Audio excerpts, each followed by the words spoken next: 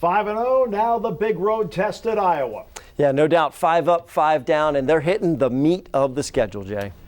Meat is right, and there'll be some meaty people in Kinnick Stadium on Saturday night. Blue-White Tailgate is next.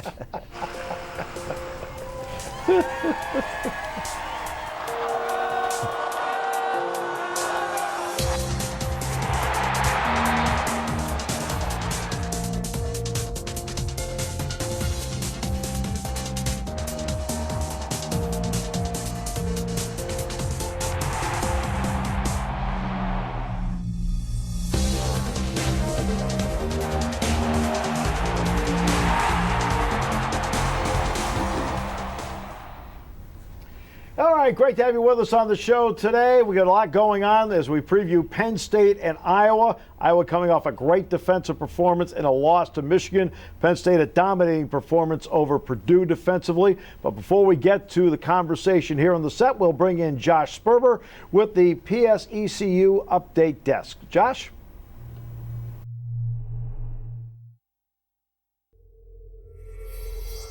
For the first time this season, Penn State has cracked the top 10 in both the AP and coaches poll. They jumped up 2 spots in the AP poll to rank number 10 and up to 9th in the coaches poll, also a 2-spot leap. Something that's not new for Penn State is another weekly honor for Sean Clifford.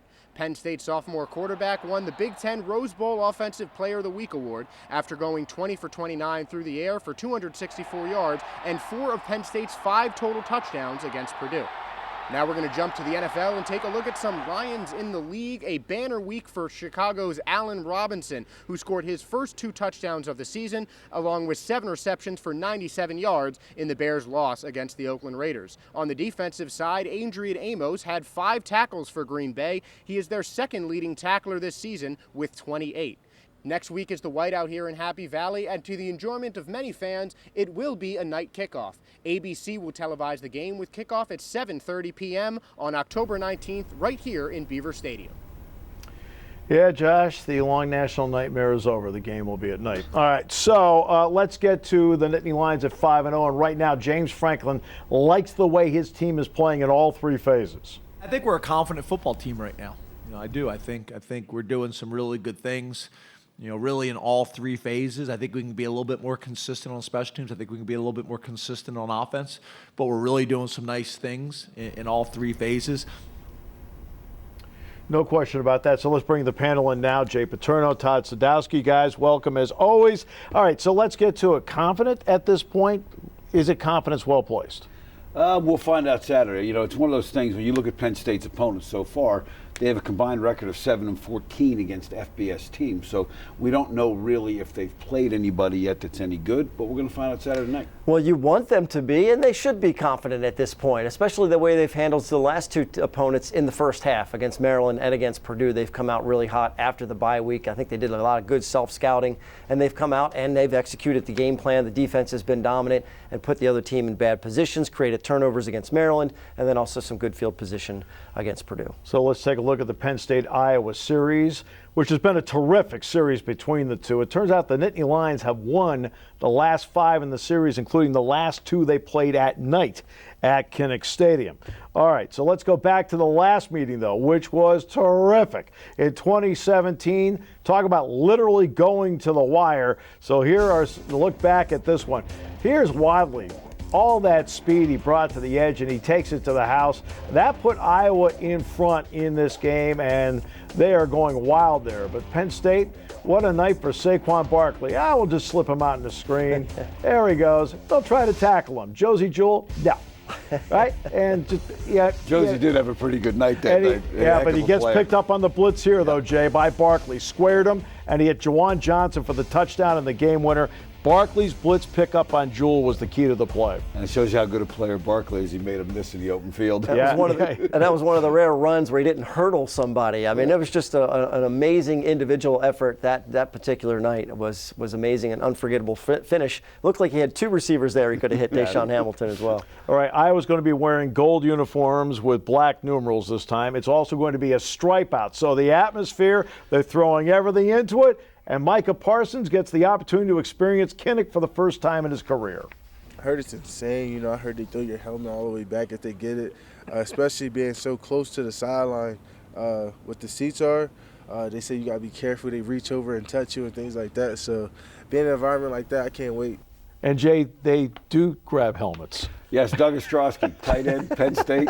I coached him. His helmet went missing, and they got it back. But that wasn't the strangest thing. My first year out there in '95 when we won, there was a pig head from a barbecue thrown on the field. Now, I don't know in this day and age if that fits in a clear plastic bag, if that'd be allowed, but it was there. And we talked about the meatless schedule. Let's hope we don't have any pig head sightings on the field.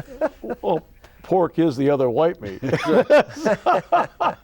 I was walking in the end zone. Right? And so, can you believe that? Look, you fly out there. Coming up, we'll take a closer look at this game and the Nittany Lions as we continue after this.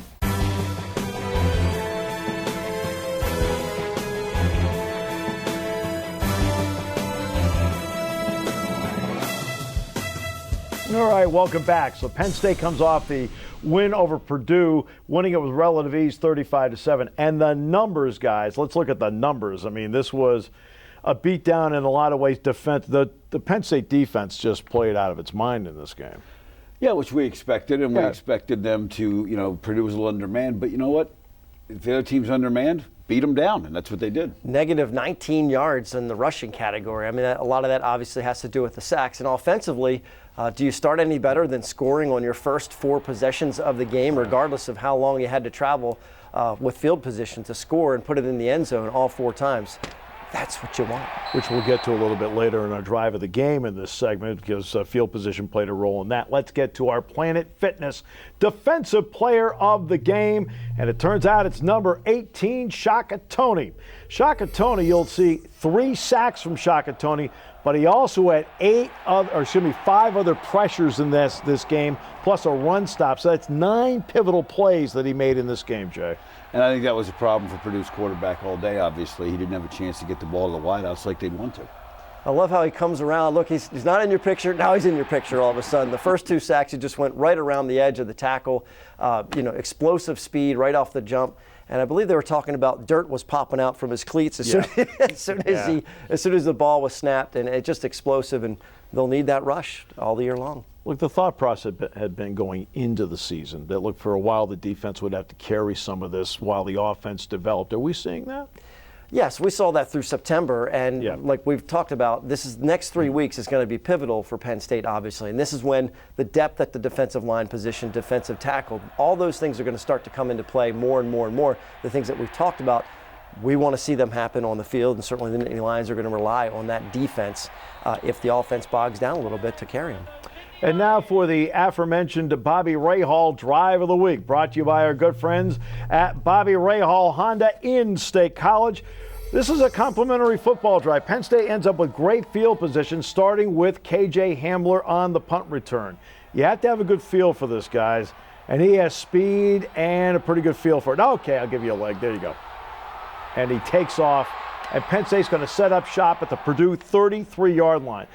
5-play drive starting with Pat Fryermuth here being cut down on that play after a first down.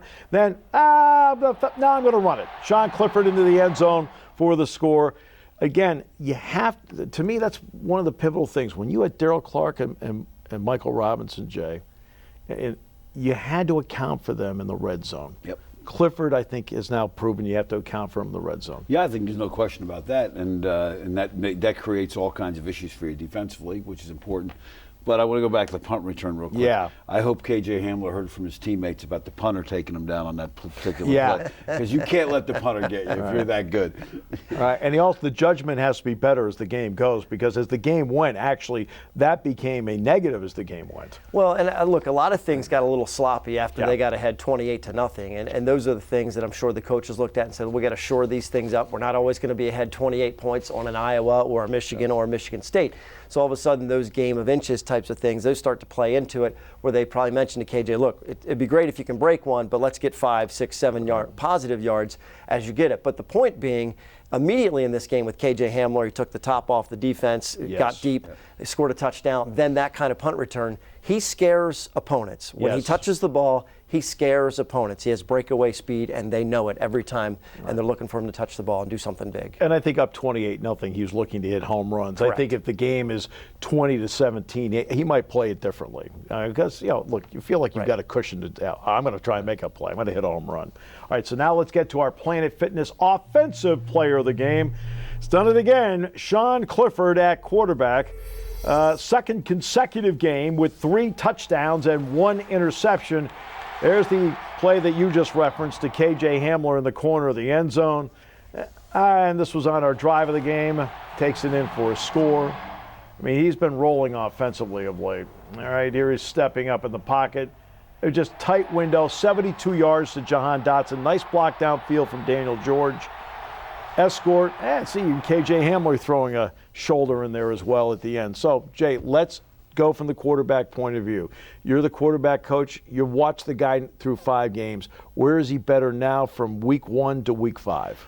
Well, I think the difference is they're doing a great job adjusting to how the corners are playing. The first couple games, Pitt and Buffalo were very aggressive on the outside with the corners.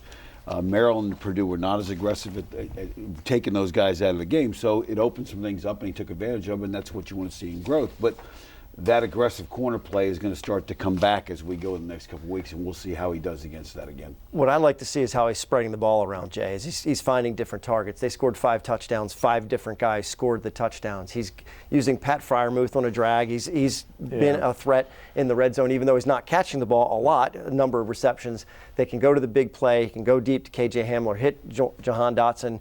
There's a lot of different ways that he is doing things, and even decision-making with his running, as he went to throw the ball and then tucked it under and ran it in. So they're spreading the ball around, and he's becoming a threat, running the ball and also to different receivers. And the touchdown run, he was looking right at Freiermuth, and the guy had him covered, and he was water skiing behind him.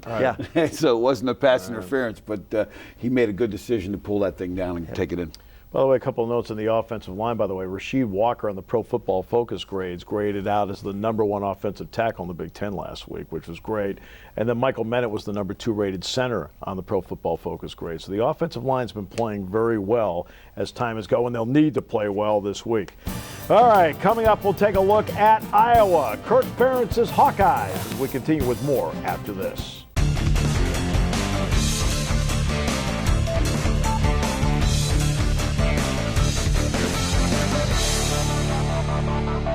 All right, welcome back. Great to have you with us. Iowa is coming off a 10-3 loss at Michigan. A lot of people in Iowa are saying offensively, let's couch this. That's the worst game they've seen Iowa play offensively. Well, they had some success moving with the ball, not a lot. But again, the 3 turnovers are what killed them. And coming into that game, we'll talk about this in the film room, turnover margin has been very, very important for them, and they lost it on Saturday. It's always difficult to tell how much credit you give to the Wolverines' defense and how much blame you assess on Iowa's offense. I mean, Nate Stanley was not good. He's not mobile. They got to him. That's the game plan for Penn State, is to get to an immobile quarterback and sack him a lot. I mean, he had minus 65 yards rushing in the game or whatever it is. If he's not mobile and you run against a team that's got a heated pass rush after you, that's what's going to happen. But 3 points is not good. Let me put it this way. If you said to Kirk Ferentz before the game you'll give up 246 yards total and you'll give up 10 points, you probably feel you're going to win the game. So let's get to the McClanahan's Coaches File, presented by our good friends at McClanahan's Penn State Room in State College, and our Coaches File on the outstanding Kirk Ferentz out of Western Pennsylvania, out of UConn, and he has put together, Jay, an outstanding career. No question. And 20 years ago when he got hired, there were some people in Iowa that kind of went, who's this guy? Yeah, right. You know, he's replacing Hayden Fry, and he's been there for 20 years, 21 seasons. He's done a phenomenal job. His father-in-law actually went to high school with my dad at Brooklyn Prep many years ago, too. So there's a lot of ties there. Well, that's really cool. What stands out to me is the offensive line experience that he had in the NFL and then started as Iowa's offensive line coach. They always seem to be well prepared offensive line-wise. Maybe that's why it's surprising last week against Michigan that they weren't able to handle more of that pressure. And it's the reason why he's probably going to make some serious adjustments against Penn State, because that's quite a challenge for the Hawkeyes to keep Penn State's rushers off of Stanley. Also a long lineage of tight ends that have gone from Iowa to the NFL. That's why this team's different. They don't have that guy right now. Both in the NFL. Right. Yeah, they're both in the NFL right now. And when it comes to quarterback Nathan Stanley, look, he does a lot of things really well, and Micah Parsons has a lot of respect for him. He's a good quarterback. I think he's one of the sleeper quarterbacks in the Big Ten, but he's a big body. He's good at seeing blitzes and things like that, reading defenses. So he's going to show us his best game. Obviously, he's looking for vengeance from the last 2 years. And he always gives us a hard time, and we just got to learn how to control him this week during film study and practice. And he's a quarterback, Jay, that probably needs good pre-snap reads. Well, I think the thing about Nate Stanley is he's one of those guys, when you look at him on film, much like Iowa, they're not flashy. They're not all over the place, but you watch the game and you go, geez, he hit that pass, yes. Hit that pass. And next thing you know, they're back in the game as it was last year. I mean, right. Last year it looked like Penn State had fairly good control, I think, and he kept making these throws. And he's got a little better wideouts than he's had the last couple of years. I think he's got a little more speed there. And we talked about, we'll eventually get to Penn State's running back rotation, but they have it. Mekhi Sargent, Torrin Young. And then there's the freshman Tyler Goodson, who, Todd, leads the Big Ten in receptions by running backs. A lot of Iowa fans are calling for him to get a lot more playing time. I mean, he's a threat out of the backfield and, you know, a dynamic player. And anytime they can add that element to it, I mean, look, we've said all along, all year long, the screen game has hurt Penn State when they rush the passer aggressively. Nate Stanley's not going to get out of the way. So how do you combat that? Sometimes maybe with some screens. Maybe that's something they're going to look for from Goodson, who catches the ball well and catches the ball well out of the backfield. He has 14 catches so far this year. And Amir Smith-Marset, not only a good wideout, as you mentioned, Jay, he's also very good in the return game for Iowa. Yeah, but he won't get any kickoff returns this week, hopefully. Because I was watching the film for the film and go, oh, man, he's good. And I went, if the wind doesn't kick up, he shouldn't touch the ball on a kickoff return, I hope. But again, I've been out there with some tricky winds, and you know, it could be interesting. And wind could play a role in this game. Defensively, really good. Welsh, the middle linebacker, really good. You know, Diamond Colbert, the other linebacker, really good. But it's the guys up front. And we're going to start with A.J. Epinesa. He's a guy that a lot of NFL scouts have been watching, and Will Fries knows that he will see him Saturday night. He's a very good player. You know, he's a guy that plays with a lot of high effort. You can't relax with him at all. He you know, try to work with you. He presents a number of different pass rush moves, and he's also, you know, hard to move in the run game. So he's a guy that we have to pay attention to and really be ready for. Golson's really good. They bring Jones in, and they'll take Golson and move him to tackle. So they go with the 4 defensive end package. But Epinesa's put on 20 pounds, and his numbers, Todd, are not there. No, and look, this is a defense that's based on positioning, being in the right place at the right time. You mentioned Josie Jewell earlier in the show. I mean, their linebackers always seem to be just in the right spot. And you talk about Stanley getting pre-snap reads. The defense as well. They're very well coached. They understand what's going to be happening. Epinesa, I mean, look, that can happen. You think 260, that shouldn't be too much. Yeah. But for some people, that's a little bit much on their frame. So we'll see. But the guy that we really want to talk about also is deep in the secondary at safety, at Geno Stone. You really like this guy, and a lot of people are talking about him as potentially the defensive back of the year in the Big Ten. And let's face it, Jay, the quarterback has to read that safety. This guy is a flat-out player. No question. It makes a lot of plays. Yeah. And, you know, Iowa does not present, and we'll talk about this in the film, they don't present a lot of different looks to you, but they know where they're going. They do a great job of pattern reading. They study you because it's simple, and they make some good plays. Against Michigan, Stone had a pick, and in passes in his area, Michigan's passer rating was 0.0. Wow. Back with more after this.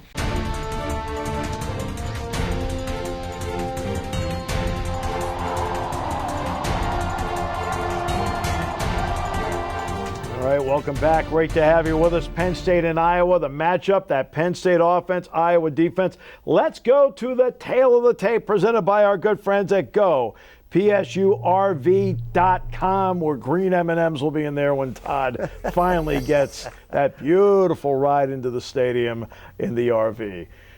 Only 8.6 points a game, only 86 yards rushing a game. Look, they're just really good defensively. Well, again, some of it is who they've played. I mean, they haven't exactly played Murderers Row, but they did a great job containing Michigan's wideouts most of the game. And Iowa State. And Iowa State. But again, you know, they're not looking at Murderers Row yet. We'll see. Again, we'll find out. They're going to play the best offense they've played all year on Saturday night, and be a good test for them, good test for Penn State. Yeah, and that atmosphere, I think, is going to add a lot to it as well. I mean, it makes it really tough on opposing offenses, so they're going to have that going for them. That was a road game at Michigan. Yeah, I mean, this is what I don't want to talk too much about it because it's part of my good, but I'm enjoying the fact that we're hitting this part of the schedule, and you're going to see some teams really start to play each other. And part of that will be how consistent can Penn State's offense be against Iowa? Josh Sperber takes a closer look. Despite outgaining Purdue by more than a 4-to-1 ratio, Penn State didn't leave Beaver Stadium in the highest of spirits last Saturday. While they were happy with the win, they felt that they didn't bring the same level of intensity in each half. We started off fast. I think we kind of cooled off, relaxed. So that was probably our biggest problem today. I think we should have put way more points on the board. Putting up points has not been a problem for Penn State this season, as they are currently 5th in the nation in points per game. But in every game, except for Week 2 against Buffalo, they have scored more points in the first half than they have in the second. That's just something we got to fix. So as an offense, it's probably something that we did on film, so we got to go and watch film and see what we did wrong to execute on plays, just to get open for Cliff or, the O-line's holding up for us and stuff like that. So I think the offense as a group, needs to execute it. The Nittany Lions are heading into one of their toughest stretches of the season, including 2 straight battles against ranked opponents. But going into a road test against Iowa, this offensive unit knows that everything needs to click. We obviously have a very good defense, but we have to prepare for the worst. And I think as offense, we're going to have to be ready for that loud noise. We have to be sharp with our communication and really not relax at all. That's one of the worst things you can do is relax. It won't be easy, but the Nittany Lions know that they need a complete performance on both sides of the ball if they want to leave Iowa with a win. All right, Josh, thanks. So, Tyler, we'll start out with this. How about Penn State against that front 7 of Iowa? Yeah, I think you mentioned the offensive line has really shown some growth. They talked about how the offensive linemen were grading out. Look, we're going to find out a lot this particular week. I'm real excited about the fact they're facing 2 ranked opponents in a row. The running back situation, we're going to see how that sorts out a little bit. And I think the only way that you can kind of judge that, guys, is who's getting the most carries, right? And at Noah Cain, moving straight forward. Yeah. He's a straightforward guy, meaning he runs straight forward. So we're going to see how that plays out as well. Has that sorted itself out in your mind? I think it's starting to. The third, fourth quarter, if we got a close game, you're going to see who they like in there. And that's blitz pickup, Jay. Yep. That's who's running for the yardage that you need, 3-4 yards, staying on schedule. Steve, you had an amazing stat about Iowa's defense on 3rd down and 7 or more. Yep. Those are the things. They have to stay on schedule offensively. Iowa's defense on 3rd down and 7 or better, opponents are 2 for 33 against them. So you've got to stay on schedule against this team. No question, and again, we'll talk in the film room about what they do on 3rd down along with their nickel package and how does Penn State handle that, because it is a very good secondary when they get in that nickel package. So what about creating plays in the return game? How pivotal can that be?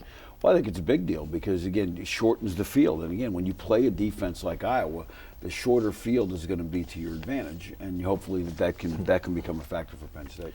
All right, back to the tail of the tape presented by GoPSURV.com, where they told us we'd have to provide our own green M&Ms, but that's okay, Todd. We'll get there. You saw what the Iowa defensive numbers were. The Penn State defensive numbers are comparable and in some ways are better along the way. It's the 250 yards, but they average 174 on the ground. Yeah, which is up from last year. Yes. If I remember, and last year they were not quite the same running the football as Iowa has been in years past, so that's a little bit returned to form. They're a little bit more varied in their formations than they've been in the past. They're doing some no-backs and things like that, so they create some more problems for you in terms of lineup. And according to the tail of the tape, the score is going to be 8-7, by the way. If you stick to the defense, they're giving up 8 points, they're giving up 7 points. So that's the most important statistic is the points you're giving up. But I wanted to mention, you talked about creating plays in the return game. Just creating plays on special teams in general. Look, Kirk Ferentz probably knows his roster's not as deep, maybe not as talented. He's got the home field advantage. They could do something on special teams, fake kicks. They need to be prepared for just about everything for Iowa trying to pull this thing out. And for Micah Parsons and the defense, a goal going in, especially in the first half, is to get this game in such a way where Iowa becomes one-dimensional. Stop the run, stop them from whatever they're doing. I think we've been doing a good job at that the last couple of weeks, shutting people out. So honestly, just make sure we don't let them get no momentum and own the ball on offense and reduce penalties so that way we control the game. The quarterback, Nathan Stanley, is a good, tough, hard-nosed quarterback. He is a tough kid who is accurate. But he also knows, Jay, even he knows that when he has to move, life becomes very difficult for him. Well, the thing I think, looking at 3 of their games, when he's gotten on the move and can run, he's tucking the ball and running more than throwing it down the field. So I think people are playing more man-to-man against him. I think the other thing Penn State's got to look for early in this game, based on this commitment to stopping the run, is Iowa has a very, very good and very developed play-action, hard play-action pass game that, you catch a guy in the secondary napping, and then all of a sudden you got a big play. And that's how they've thrived over the years. They run that 3-level pass that they've run forever since Kirk got there, and it's a handful. And then there's Jordan Stott and Blake Gilligan, Todd. I mean, what kind of role can they play in this game? Well, huge. We talked about special teams, but first off, no returns. That's for kickoffs, with all the touchbacks and longer field goals. They haven't been in the situation where they've had a clutch field goal that they've needed to win a game or that type of deal, because that could come into play at Kinnick Stadium. And then Blake Gilligan has been an expert at pinning them down inside the 20. Not sure this is an Iowa team that's going to drive the length of the field on Penn State very often. So Gilligan pinning them down inside the 20 could be a big factor in this one. All right, coming up, the film room, where Jay will review Field of Dreams. Oh, wait a minute. No, he'll go into the film room and take a look and break down Iowa. We'll come back with more as Jay goes in the film room with Todd to break this all down. Frank Bodani coming up in just a few minutes.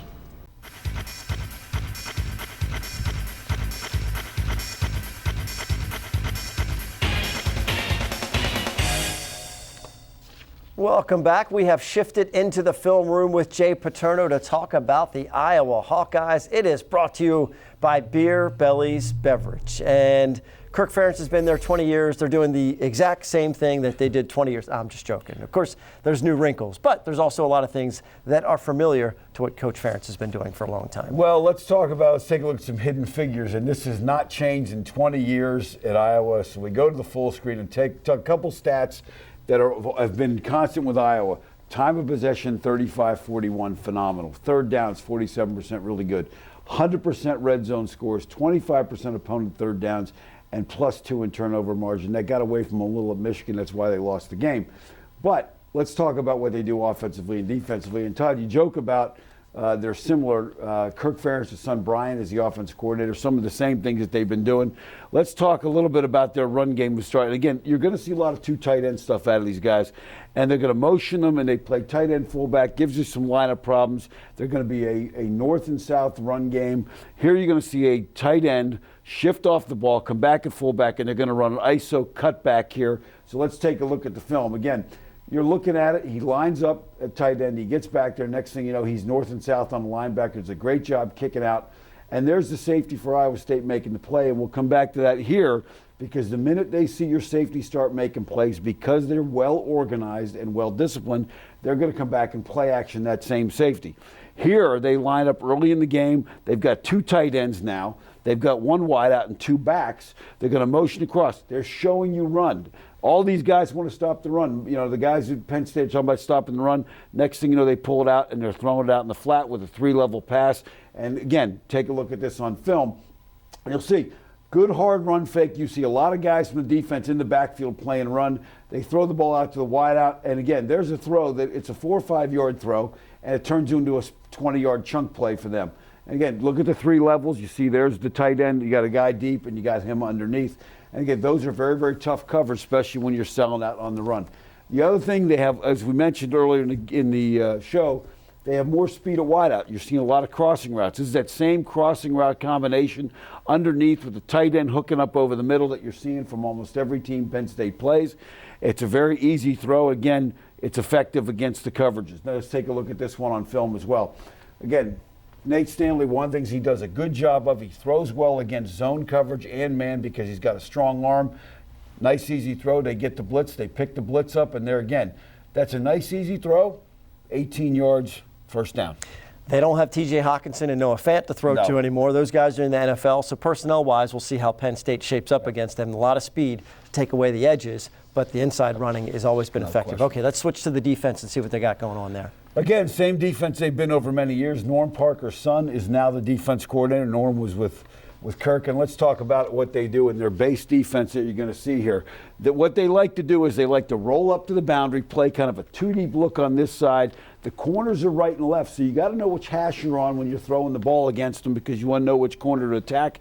They play 3 linebackers even against your 3 wide-out set on first and second down, so you want to try and keep that formation. But they're going to force you to throw these balls to the field and throw deep, and if Sean Clifford has the arm strength to do it, we'll find out this week. So let's take a look at this on the video. Again, the other thing, too, about this, again, here's your throw out to the field. Iowa State's quarterback makes it. They're also going to make, with that linebacker in the slot, they're going to make K.J. Hamler block a linebacker, and that's not necessarily a good matchup. One of the things you want to do with the substitutions is if you can get into no huddle, you have the ability to keep the linebackers in the game and get the kind of matchups you want if you stay in the no huddle. Because remember, the minute you substitute, the defense gets to substitute who they want to substitute. So let's take a look at this film on film as well. There's a linebacker in the alley on your slot. And again, you want to try and use that matchup to your advantage throwing the football, but they are very well disciplined. They know where they're going, and they do a great job of pattern reading. When you get into, once you start to have some success, they will change up. They're not a big blitz team, but when they do, they're very effective. They pick their spots. You've got to be ready for it so you don't get caught by surprise. Here's a very, very tough run blitz. They're going to bring an inside blitz with the linebacker and the safety coming, and he's not at a lot of depth. He's only 7 yards. And you think, okay, inside blitz will run outside. They do a great job working the outside to contain, to cut you back into this unblocked safety. And watch how effective this safety is coming making the play on the blitz. Again, here's an inside run. There's an unblocked safety, and he's in there making the play in the backfield. Now, we talked about third down and long for these guys. This is where they're really, really good because they get in their nickel. So if Penn State has a second and long, they want to think about potentially getting in a no huddle and running the third down so that they can't get their people on the field with their DB. The linebackers will match up with your tight end with a guy like Freiermuth. They'll go DB, DB, DB, and they'll have safety or help over the top, or they'll come down if you run crossing routes and run the safety high. Take a look at the video on this one now. Again, you see the linebackers coming up to take the tight end. They're playing man-to-man across the field, and there you go. You got a guy coming in and making the sack. Well, that's a breakdown that the old ball coach would be proud of, Jay. Yes. Look at this thing. Look at this. They got a Florida Gators thing, and it says SS. Steve Spurrier's 1997 visor he wore against Penn State. Unfortunately, he got the better end of that game. And they've got LSU. All right, Jay Paterno in the film room. We'll be right back.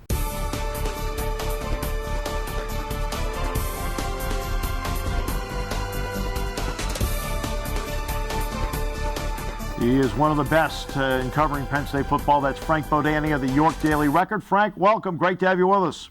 Hey, thanks for having me on. It's my pleasure. Glad to talk about Penn State today. You always have a lot of interaction with the people in your area, Twitter, letters, comments, emails, and so forth.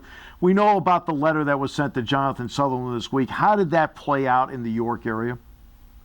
I think it's probably the same here as everywhere. I think there's a lot of big surprise, kind of like you get hit in the face when you see this, because I guess you just don't you don't expect it. You do not expect that these guys that to us, they get recruited at the highest level to come to Penn State. They're not just good players; they're good people, and you don't expect fans or so-called fans to disrespect them like that. And so I think they're surprised. I mean, I noticed on Twitter, social media, a lot of outrage and a lot of back and forth as to what this person was thinking, Hey, Frank, it's Jay Paterno. Hey, Hi, Jay. Given that you and Scarcella and Rudell are the old guard of this, talk about, if you don't mind, first of all, who wins in a steel cage match, number one, between the three old guys, and number two, talk about how you've seen media change over the last 10, 15 years with younger people and with guys like you in the media room.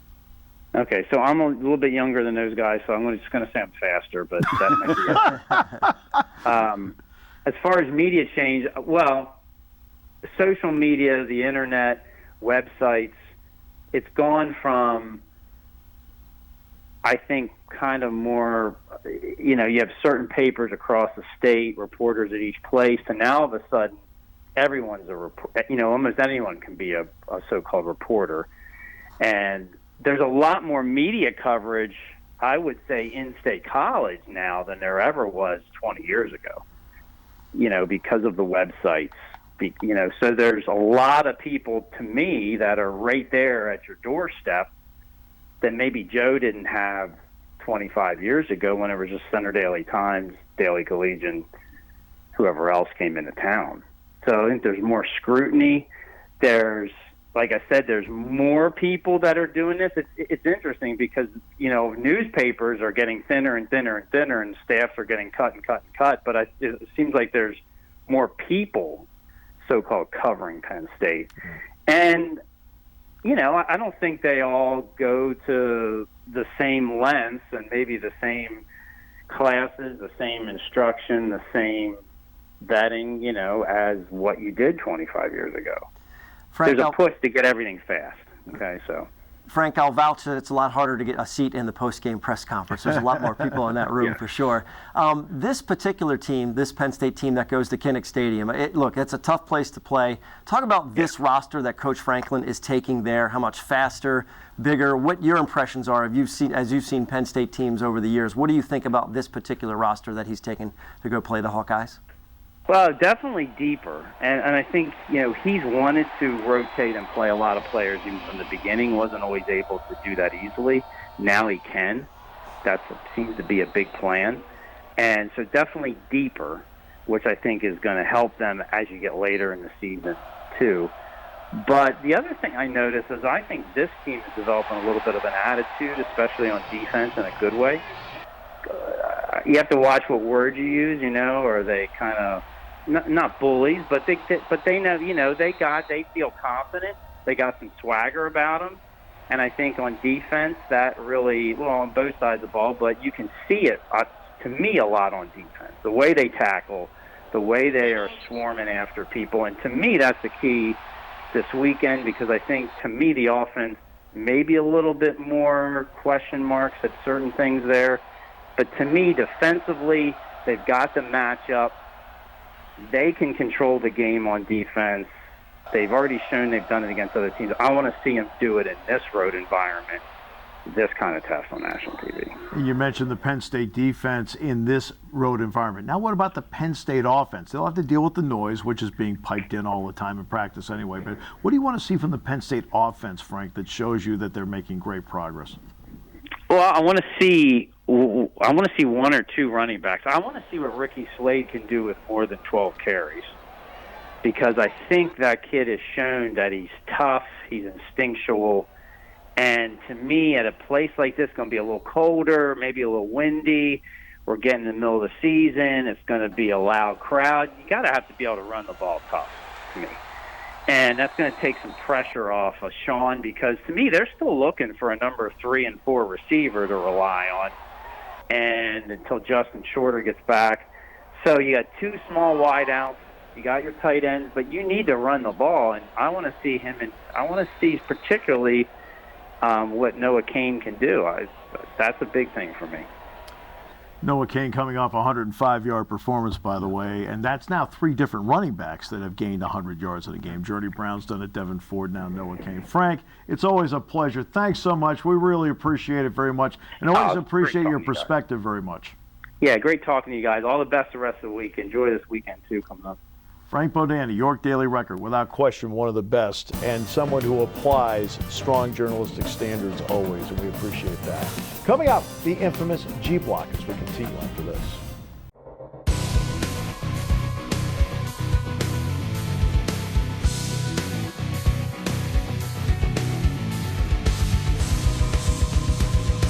We refer to it as the G Block. Some refer to it as Nirvana, because you can see the tape at the finish line. All right, so we start out with the good, the bad, and the ugly.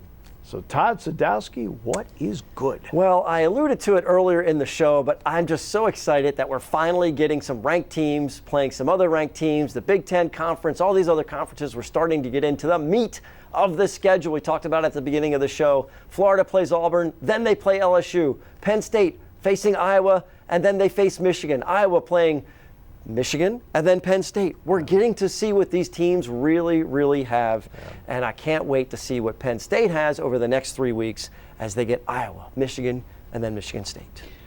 I've got the bad, and look, Miami fans, I know it's been a rough year. I know you're not happy that you were down 28-0 to Virginia Tech, but honestly, when a public service announcement comes on to stop people from drinking and driving, and the head football coach, Manny Diaz, is making it, you cannot boo that. I mean, you're booing. What are you supporting drunk driving? No, but I get it. You're frustrated, but don't boo a public service announcement for drunk driving.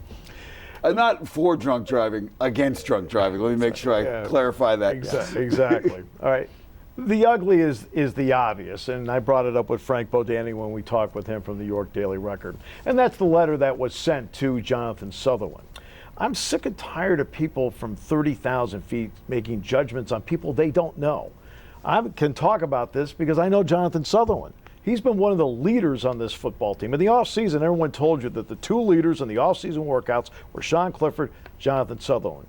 This guy is a dean's list guy. He's doing really well, articulate, intelligent, committed to the program. Don't judge people from 30,000 feet. Get to know somebody, then make a judgment. Like the two people on the set and the producer have judged me because they know me. All right, so. Yeah, we know you, though. So in all fairness, we are in a position to judge. I don't think the producer Stroh does. No. All right, let's get to our picks. Brought to you by our good friends at the Center Daily Times. All right, I get the first game, and here are the standings at this point. Why does it's no matter what picture they put up of Sadowski, he looks good. Look at the throwback pictures. All of those are, except Josh. I think Josh is the most current. That picture on the one far end is at least 30 years old. So let's just, Excuse me, we all have old pictures. Sperber's is from Tuesday. That's right. I mean, come on. He was born like 3 years ago. That's true. That's true. Not a lot of throwback there with Sperber being young. So Minnesota takes on Nebraska up at the bank in Minneapolis. Martinez might not play in this game. That hurts Nebraska in this one because he's the engine. Minnesota's a team that is beaten up on a weak schedule and won a series of close games. And guess what? They've gained confidence from it. I think they stay undefeated. I'm going to go with Minnesota. What do you think, Todd? I get Memphis versus Temple, and I think the AAC has 3 ranked teams now. Yeah. They're getting some recognition nationally. Memphis, one of them, ranked 23. They go the Power 6, man. Power 6. There you go. Power on. Power 6.